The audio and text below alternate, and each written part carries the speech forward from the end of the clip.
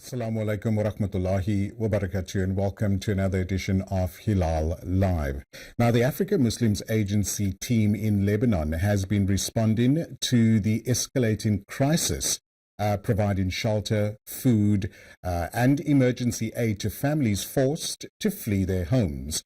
We now link up with Brother Hussain Choonara from AMA. Brother Choonara, Assalamu alaikum and welcome. Wa alaikum assalam wa rahmatullahi wa barakatuh, to you, Brother Luqman, and to all the viewers of Hilaal TV. Jazakallah for affording me your time. I wish we could have met under, better circumstances. But for our viewers that don't know about your visit to Lebanon at the moment, give us more details. Absolutely. As I'm sure most of the viewers would know, that over the past couple of days, there have been attacks in Lebanon, in the south in particular, as well as in the eastern side of the Bekaa region, which has resulted in more than 500,000 people being displaced and taking refuge and trying to find shelters and refuge further north into the country.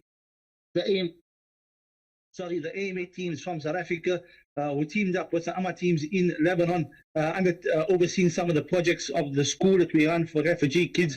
We run a bread project that provides bread on a daily basis. Now intensifying efforts to provide to the displaced essentials.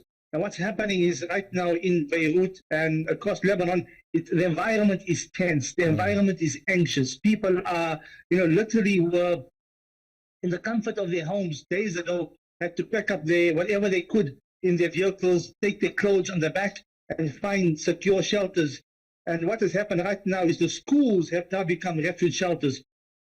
The people are starting to live in classrooms. So, imagine that you were living in your own home a day or two ago, and today you're trying to find shelter living in a classroom with your family.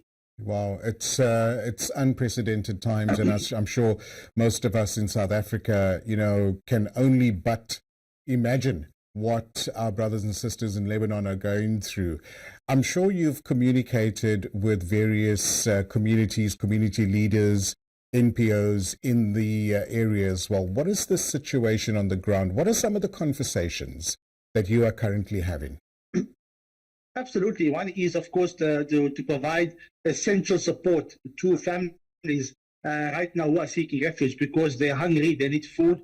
The winter months are coming. People will need blankets, clothing, mattresses, where they're going to sleep in the schools.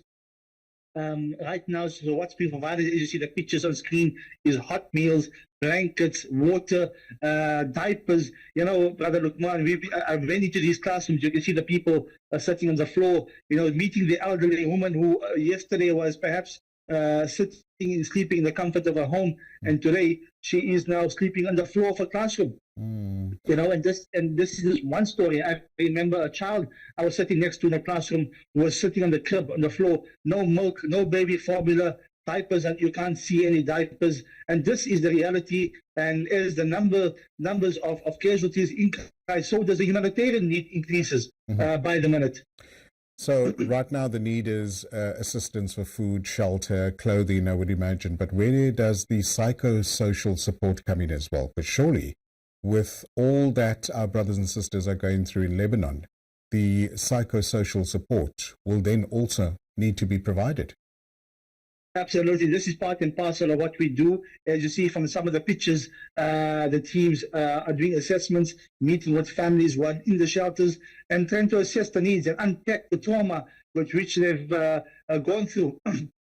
One of the families we've met, they left the south, which normally take 2 hours, took them 9 hours to get to the closest, safest area, and en route had to deal with attacks on their convoy. Wow. So now coming into the areas and finding shelters. And of course they've left some loved ones back at home who haven't left the areas. We've also lost some team members in the region as well. So it's a very tense, anxious moment across Lebanon, and it's really a crisis, a humanitarian crisis as we speak. So what's the situation on the ground right now? Are you very close to where some of the attacks are currently happening? Is the military providing any support to our much needed support to our brothers and sisters in Lebanon? Brother Lukman, in the areas that we were in we were in the camps over the past days, and while we were in the camps, we could hear, the explosions going off second by second. I went to some of the places where after it happened to see, what was happening, and so we've been to those areas, and literally it's in different areas. It's not confined to one space. It happens randomly in different areas, and you get to know about it as soon as it happens because of the anxiousness, the movement of people, and the streets are pretty lined up with vehicles trying to find shelter. People are queuing up in the supermarkets, stocking up as much as they can because really we don't know what the future holds. Yeah. We ask Allah to make it easy for them to return them to their homes. But right now people are in need, and really, when this is brought to our attention, we can question why and how, but right now people are hungry, people are starving, and we need to respond. And alhamdulillah, the AMA teams are on the ground responding. Our everyday life in South Africa, we wake up, we go to work, we go to school, we go to our various activities. Is normal activity still happening? Have they halted certain movements in the area? Yes, of course, certain infrastructure has been, constrained, constricted. The airports, the flights have been, only one airline is flying in and out of Lebanon. The bulk of the work carriers have cancelled all in and out flights of Lebanon. But yes, of course, in days to come, you'll find commodities going short, because people are already stocking up. So there is, life is such, people in Lebanon have lived through the situation before, but they're expressing this is worse than what they've experienced before, and they really don't know what the outcome is. We hope that in these halls where you see the children's faces in these classrooms that we were, then school's supposed to be open. The kids supposed to be at school now learning. A classroom is supposed to be a place of safety, hope and engagement and safety. Yeah. And now these classrooms are where families are living, so to speak. Of course. Brother Ashraf Garika was with as part of the delegation. Interacted with some of these principals and asked them, why did you open the school? What made you decide to allow families to come and stay here? And basically the principal said, because we are human. Now, if a principal in that situation who's facing the same challenges is opening her school to allow others, then we need to be human and respond and assist as many people as possible, inshallah. We have the most generous sponsors, contributors in South Africa. What is your appeal to our audience that is watching this interview? I wish I could express, the heartache, the tiredness of the situation, the cries of the mothers, the lots of words, the speechlessness of many of the families, just minutes ago in their homes today, unsure, uncertain, not knowing. Some of them have lost their homes due to what has happened in the south and in other areas. So really an unknown time, but it's a time where they need support. Allah is testing them with difficulty, but Allah tests you and I with ease, which means we need to respond. We are all being tested in whatever way we can.